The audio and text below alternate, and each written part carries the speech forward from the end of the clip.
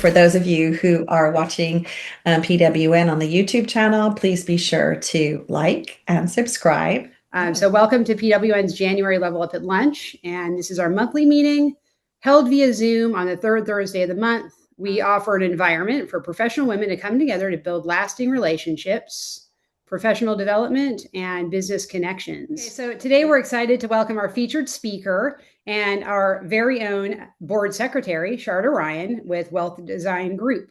I am really excited about our topic today, Secure Your Wealth, Understanding Tax Law Changes from the One Big Beautiful Bill Act.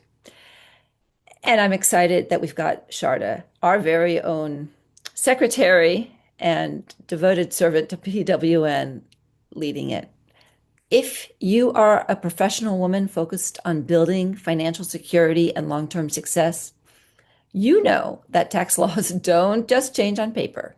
They directly impact how you save, invest, and plan for the future.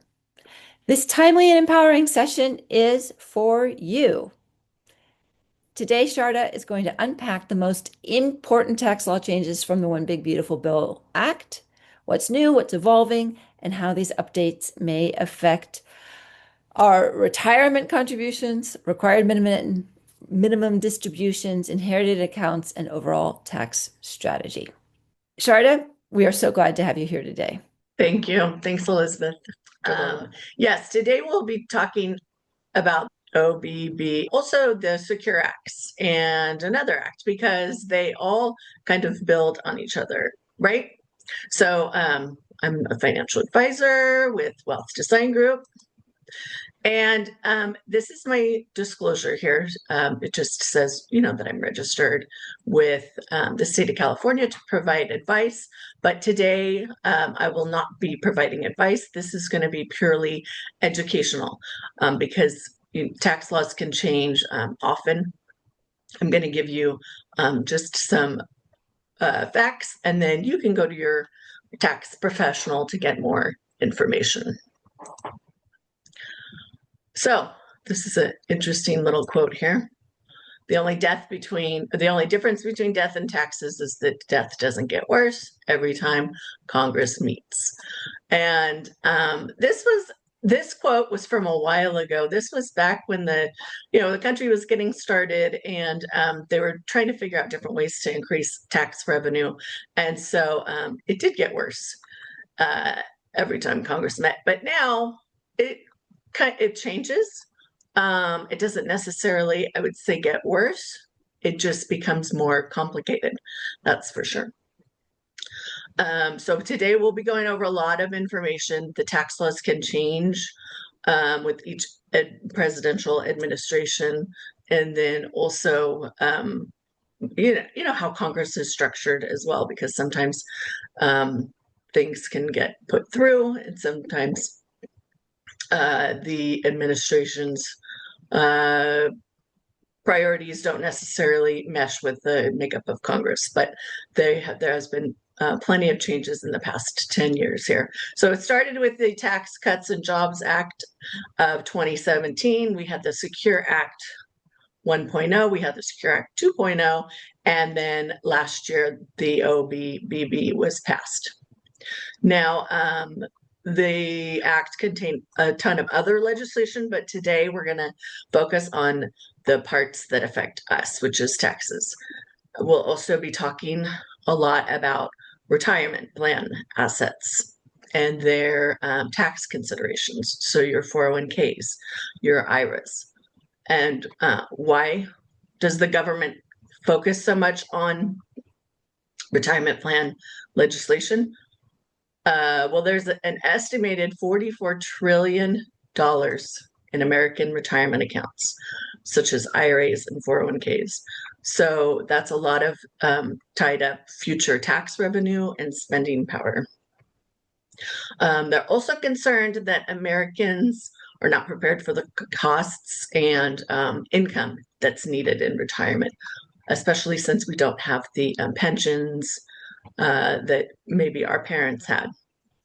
we're going to solely rely on Social Security and our own saving as far as 401ks to create that retirement income.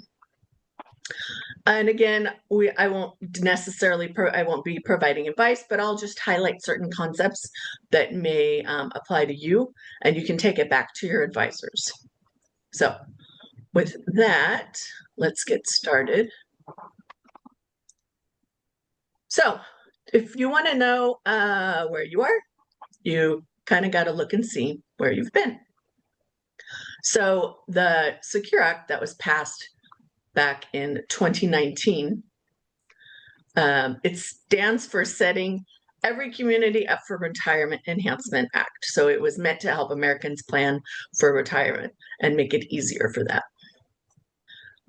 There was also the Tax Cuts and Jobs Act of 2017, and some of those provisions were due to expire on December 31st of 2025, but I'll show you later in the presentation how those were dealt with.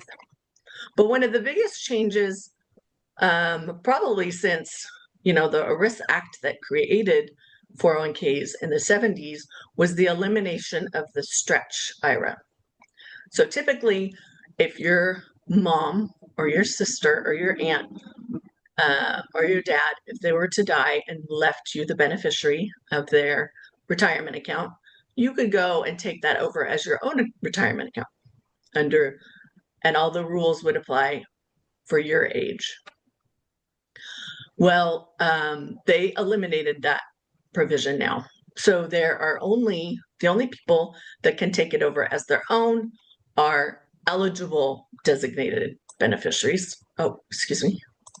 Eligible designated beneficiaries, which are surviving spouse, minor children, ill or disabled person, and any person who's not more than 10 years younger than the owner of the IRA. They love to make tax rules confusing, right? So basically, if your sister made you the beneficiary of your IRA and there's less than 10 years between you, then you can take over the IRA as your own. But if your dad left you an IRA, then the IRS wants all of those funds to be distributed from the account within 10 years. So that could be substantial, right? 44 trillion. I've seen IRA balances in the millions. So if someone were to leave you $1 million that you would have to distribute over 10 years, how would that affect your taxes? Considerably. And not just your taxes, but other things that you might rely on verifying your income for. Maybe it affects your covered California premiums. So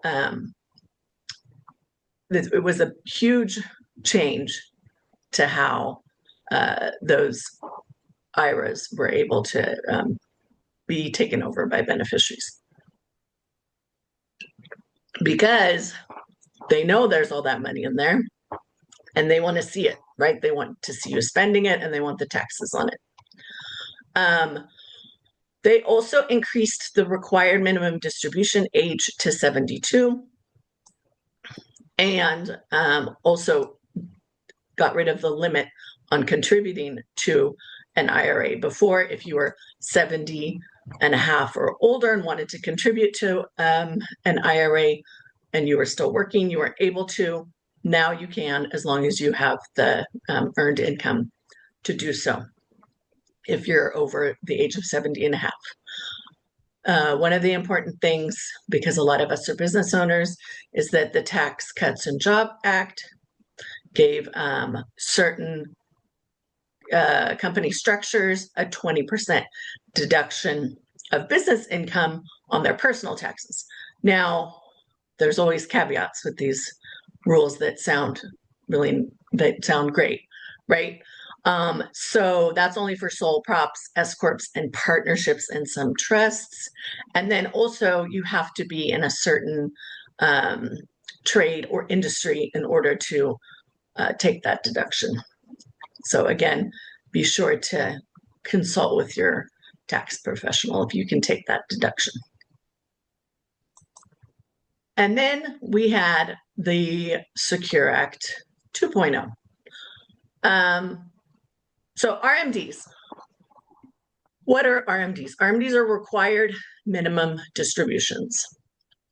And why do we have them? Why does the government care about when you take out your money from your retirement account? Or why do they like to dictate when you can take money out of your retirement account? Well, you put that money into your retirement account, not a Roth. Roths are a little different, but let's just say a regular IRA or a regular 401k or 457 if you work for a government. You put that money away and you get to deduct that from your income in that year, right? So then that account and all those funds get to grow tax deferred and tax free.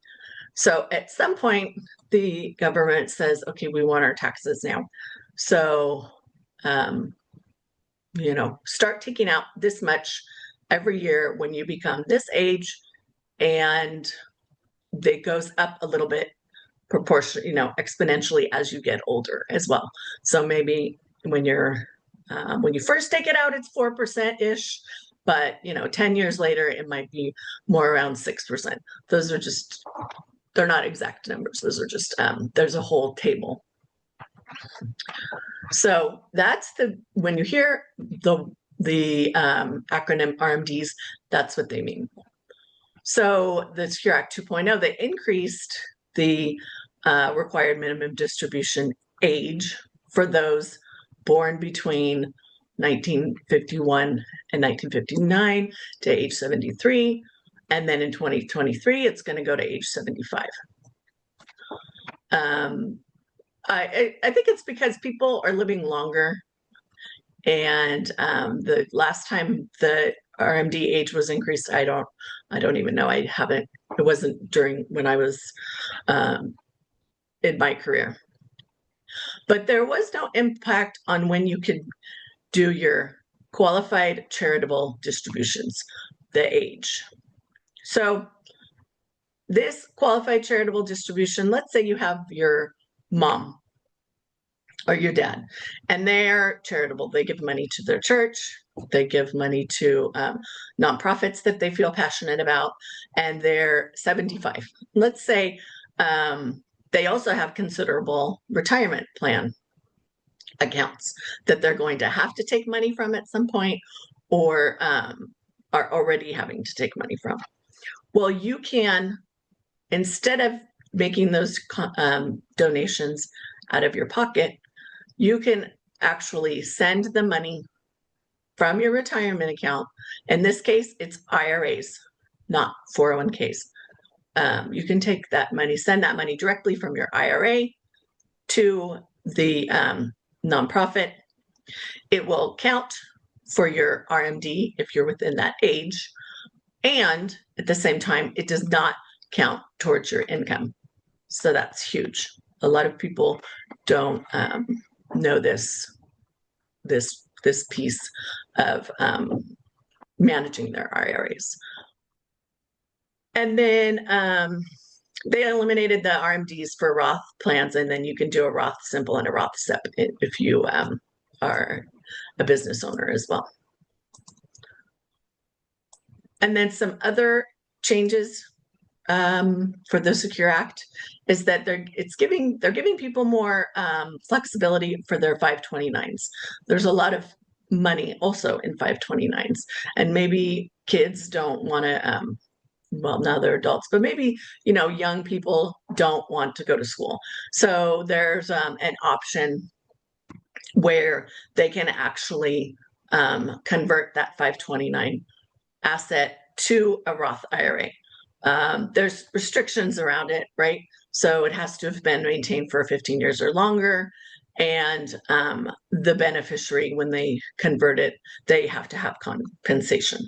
So if their 529 is 25,000, but they only make 10,000 that year, well, they can only convert to the Roth for 10,000.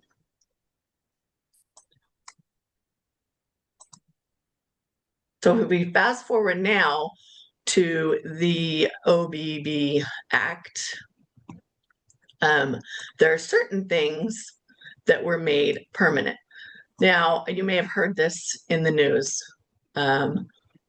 The tax brackets from the Tax Cuts and Job Act, those were pretty generous.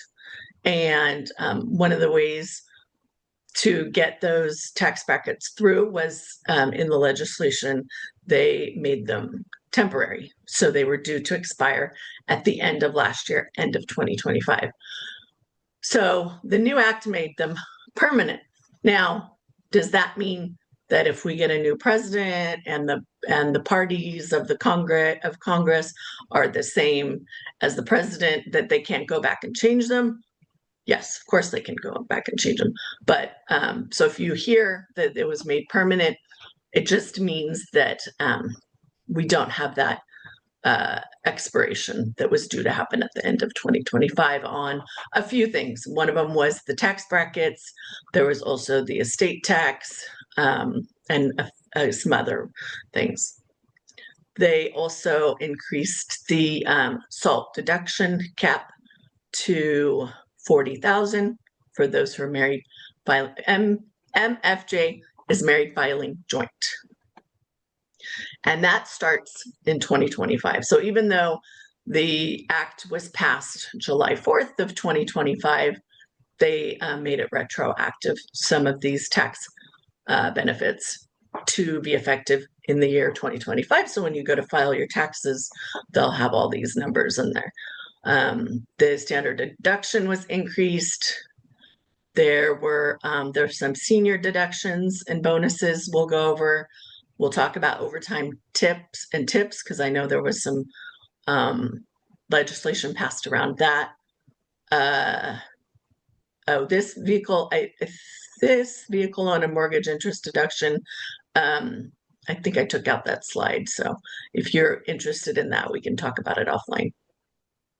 And then we'll talk more about 529s, the Trump accounts, and the child tax credits.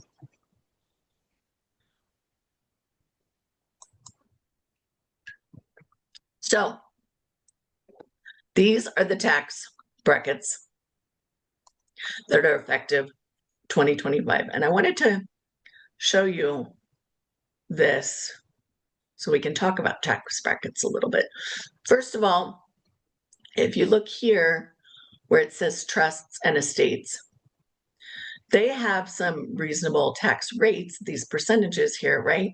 But the taxable income is the ranges here are really low.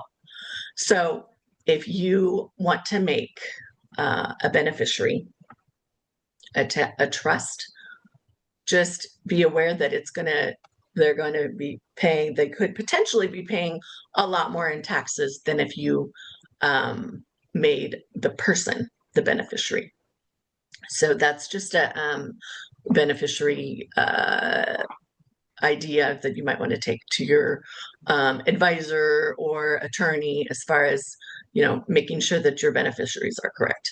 That, I have to say, is one of the most important things that you can do, because I've observed when beneficiaries were incorrect, and it can be very ugly.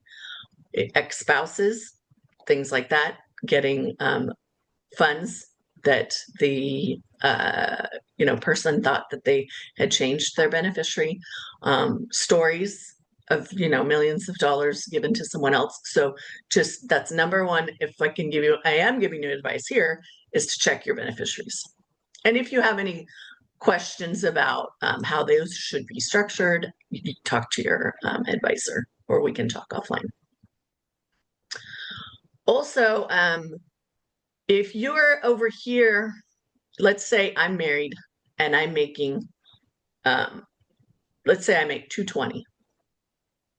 Does that mean that my tax rate is 24% on my income? No, it doesn't, because tax brackets are, they're structured a certain way so that actually the effective rate is going to be different. So the first 24.8 that I make, I pay 10%. The next, 100,008, I pay 12%, and so on. So it's not that the entire amount applies to you, it's a blended rate.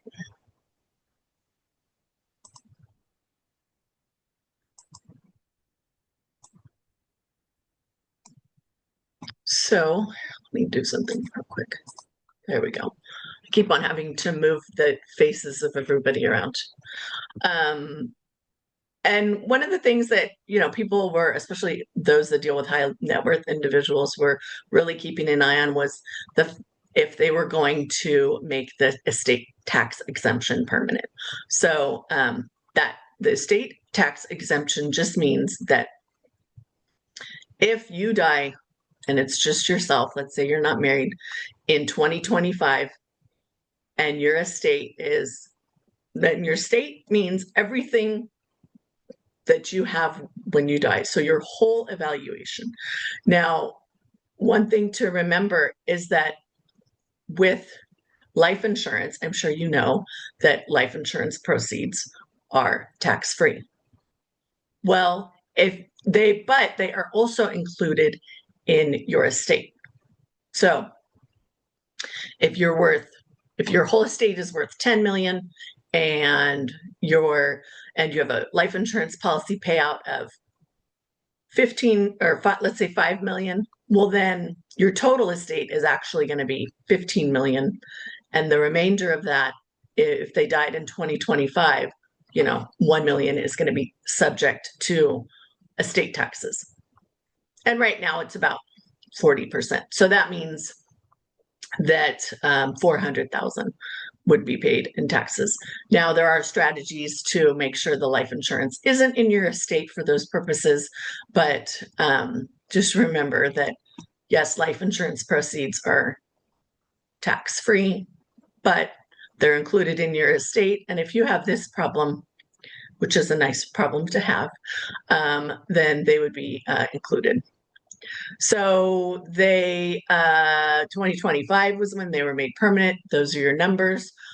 2026, it's increased to 15 million for 30 married, and then it's indexed for inflation after that. So if any of you have this problem, please, you can call me right away. Love to work with you. And then as far as gift, the way the gift exclusion goes is that you can give someone up to $19,000 a year and not have to report it. If you give more than that, you have to file a form with your taxes. It doesn't mean that you have to pay tax on it. It just means that it needs to be recorded with the IRS and tracked, because the gift exclusion life for someone's lifetime is 15 million. So it's easy to remember. So if you give more than 19, you got to file the form, and the most you can give without having to pay taxes to somebody over their lifetime is 15 million. So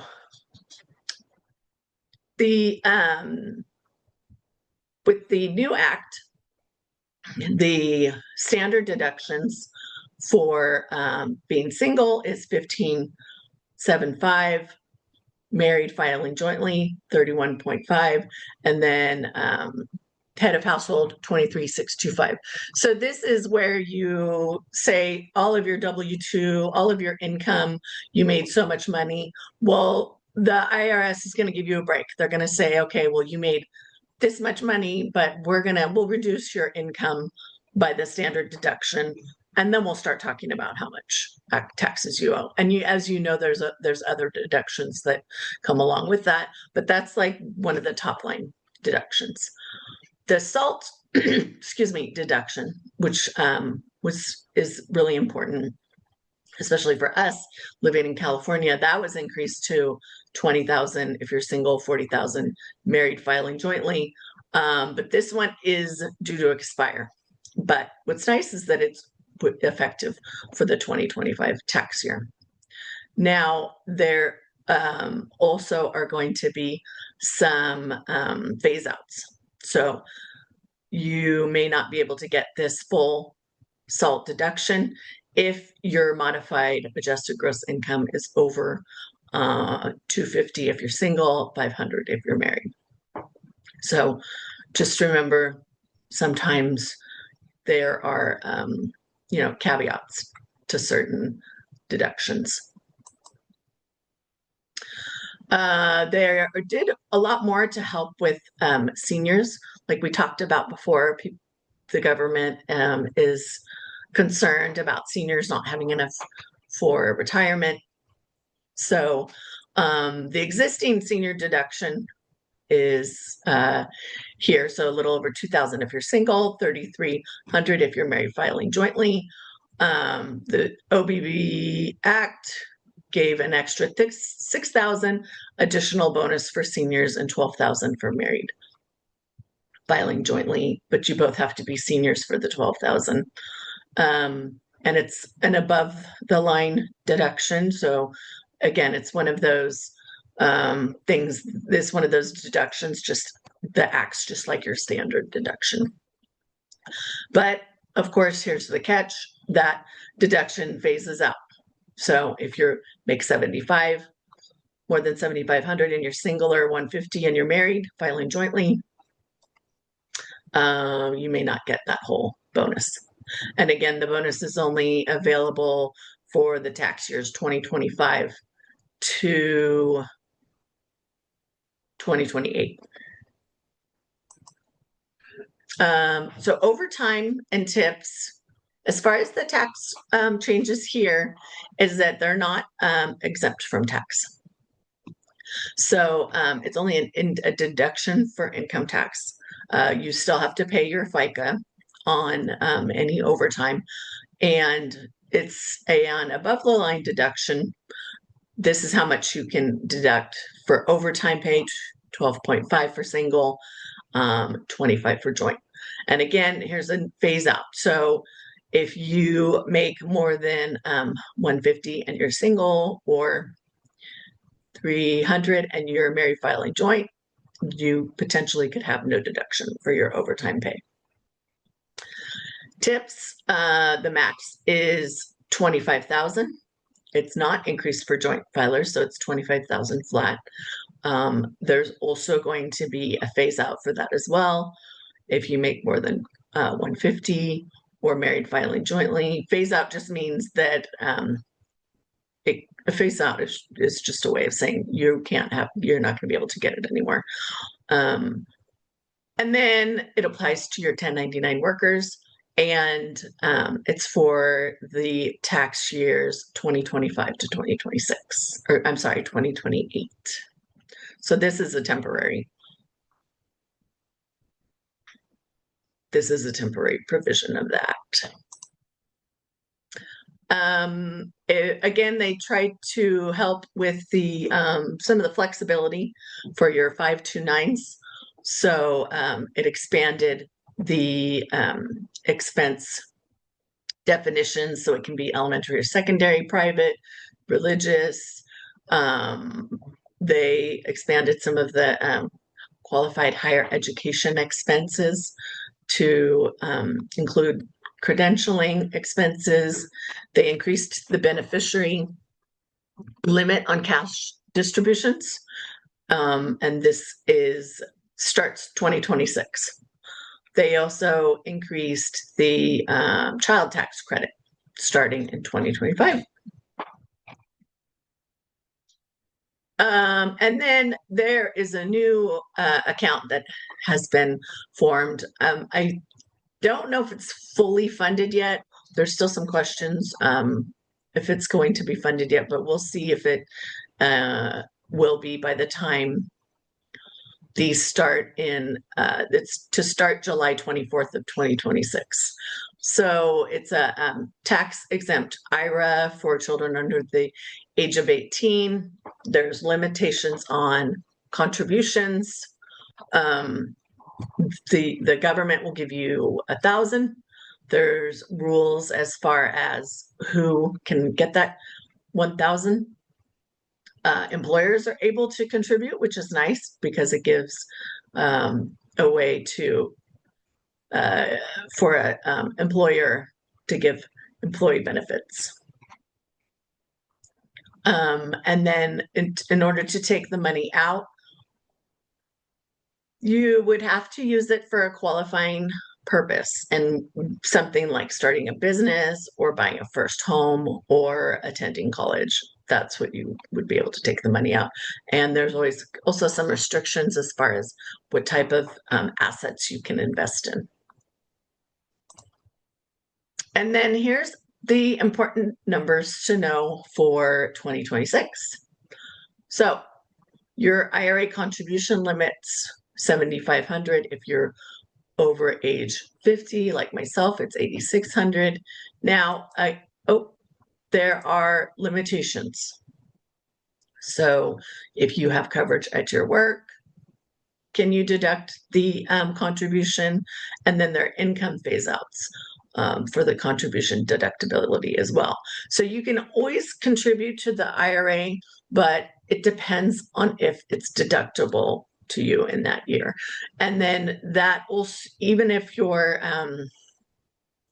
and sometimes people will commingle those assets with deductible IRA assets. So it's very important that you keep that tracked throughout the years. There's a special form that your tax preparer or that you file that says that the funds are non-deductible. So when you go to take them out, there's rules around that as well. And then, I hear a lot of people talking about Roth IRAs. You should start a Roth IRA, a Roth. Well, you also have to be careful with the Roth IRA, because if you make more than 168, you're not eligible to contribute to a Roth, and there's penalties for doing that. So that's why it's always very important to work with an advisor as far as, how do I plan for retirement? What kind of account should I even start with? It's going to depend on, whether you're W-2 or you're a business owner, how old you are. So there's a ton of different considerations when contributing to retirement accounts. People also will sometimes, if they make too much money here, like with the 168 or the 252, you can do a backdoor Roth. But again, these are very kind of sophisticated strategies to do a backdoor Roth. And that's something you would want to get advice from your tax professional or your advisor. But it is possible, even if you make more than 168 or 252 if you're married. And then here are your limits for contributions for your 401k, 403b, 457, if you're government or teacher. So your limit is 24.5. If you are ages 50 to 59 and over the age of 64, you get to contribute another 8,000. Then, to make it super confusing, if you're 60 to 63, you can contribute 11.25. So it kind of created a little bonus catch up for the ages of 60 to 63 in the Act. There's your SEP IRA. This is a calculation you probably want to do with your CPA, because it's kind of a number you have to back into, but it's a good amount that you can get into your SEP IRA and also into your solo 401k, which is 72. Your solo 401k, that's your employee contribution. You can also do your profit sharing contribution into solo 401k. So many times you can get a lot of money into the solo 401k. And then some companies will have it's called a simple IRA instead of a 401k. They're a little easier to administer. So what else should you know? So make sure you review your retirement plan structure, whether you're with a company or a business, or if it's just on your own. Look at your tax your tax strategy and see if there are different ways that you can maximize the rules, especially the new rules, and then implement those action items when you can. So this is one of my favorite investors, Warren Buffett. He is just a legend in our business. And I like this saying, someone's sitting in the shade today because someone else planted a tree a long time ago. I just think that's, so amazing and powerful, because even if you start with $50 a month, you can create an income for yourself and possibly some funds for your heirs down the line. And then here is my contact information. You can screenshot that, or I can get that to you later if you'd like to talk about any of the strategies here. You explain it very, very well, I must say, because a lot of these terms and information is, it can be overwhelming. Thanks for being here. I really appreciate it. Thank you, Sharda. That was excellent. And everyone have a great rest of the day. Thank you.